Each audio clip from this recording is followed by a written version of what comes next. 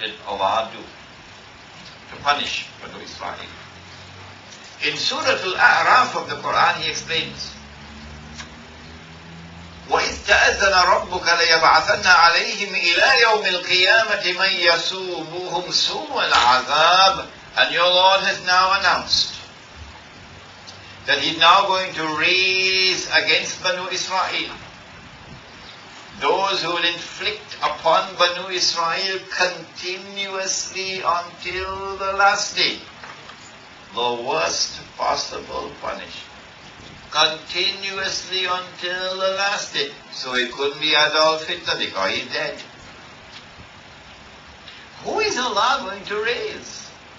Who will continue until the last day to inflict the most horrendous punishment upon Banu Israel? Who is He going to raise? The companions were sitting talking amongst themselves when the Prophet ﷺ came and asked, what are you talking about? And they said, we're talking about the signs of the last day. The signs of Qiyamah. He said Qiyamah would not come until, and he mentioned 10 signs. Memorize them and teach them to your children. I'm going to give you the 10, but they're not necessarily in the chronological order in which they will occur. What are the 10? Number 1. Al-Masih al-Dajjal. Dajjal, the false Messiah. Number 2. Ya'juj and Ma'juj. Gog and Magog. Number 3. The return of the son of Mary. Number 4. Dukhan, smoke. Number 5. Dabbatul Ard. A beast which will emerge out of Al-Ard. Al-Ard means the earth, or it means the land.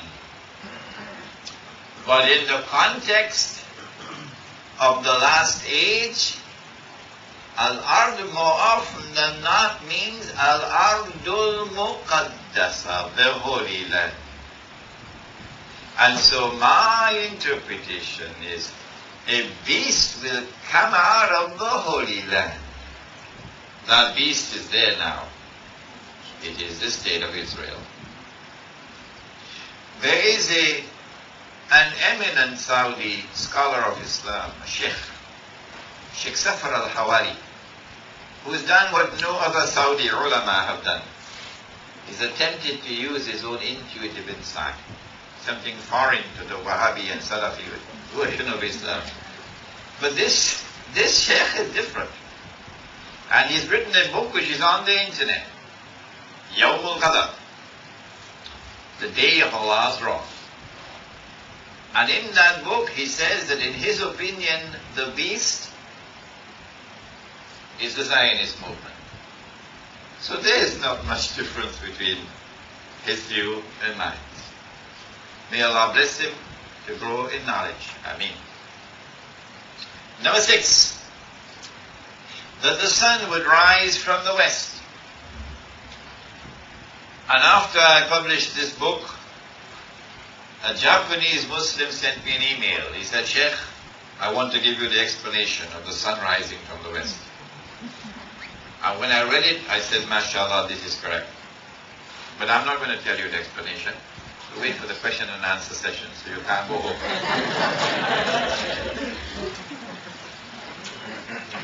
This was vital for me 2 nights ago in Kelantan, Kutabaru.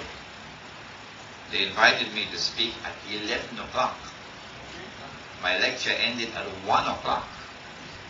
And there were 600 people present. But they were waiting to hear what was the explanation of the sun.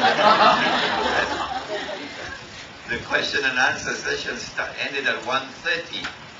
And then we had discussions which continued until 2:30 in the morning. That's Kelantan, KL. 2:30 in the morning we ended. Number 7, number 8, and number 9. 3 movements of the earth. The earth opening and swallowing what it swallows. One in the east, one in the west, and the third one in Tamansiri, UK.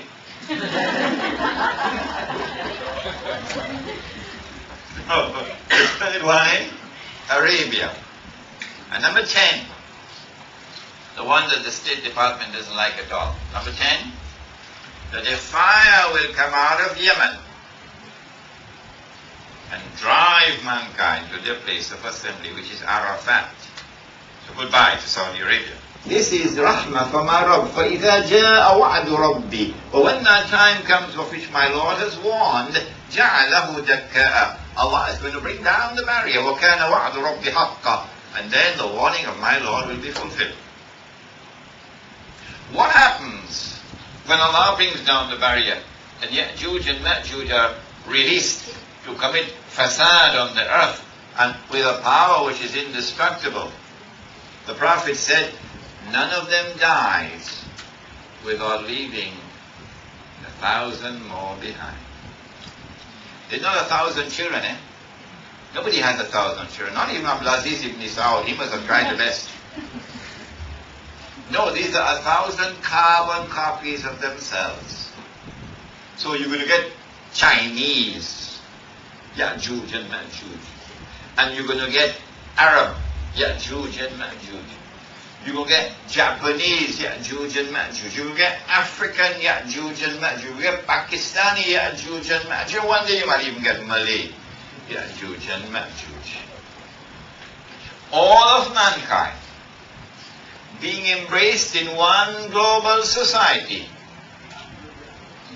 But the global society, while it may appear to represent progress, actually represents a deadly embrace. As you are embraced in the global society destroys faith, destroys piety, destroys righteousness, and reduces mankind to an essentially godless state. This is called globalization today. Only the Qur'an can explain globalization. If you write a book on globalization and you do not have the explanation from the Qur'an, then your book is incomplete in a significant way. That globalization is going on now. At the end of the day, when Ya'juj and Ma'juj have completed their mission, and Allah subhanahu wa ta'ala destroys them, and then brings down the curtain upon mankind, then there is a hadith in Sahih Bukhari which is repeated 4 times, in which Allah subhanahu wa ta'ala speaks to Adam alayhi salam and says to him, take out or separate the people for the hellfire. Adam alayhi salam asks, how many are they, O Allah? Allah subhanahu wa ta'ala replies and he says, out of every 1,000, take 999 for the hellfire. The companions were terrified. He sallallahu ta'ala alayhi wa sallam smiled and said, good news for you. The one for Jannah will be from you.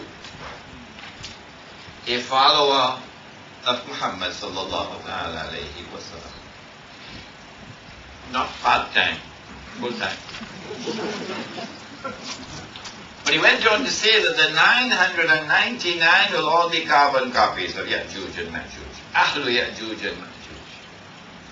And so globalization is ominous in that it embraces mankind to take them down the river of no return, to the hellfire. But for Banu Israel, for the Jews, the implications of the release of Ya'juj and Ma'juj are equally or even more ominous.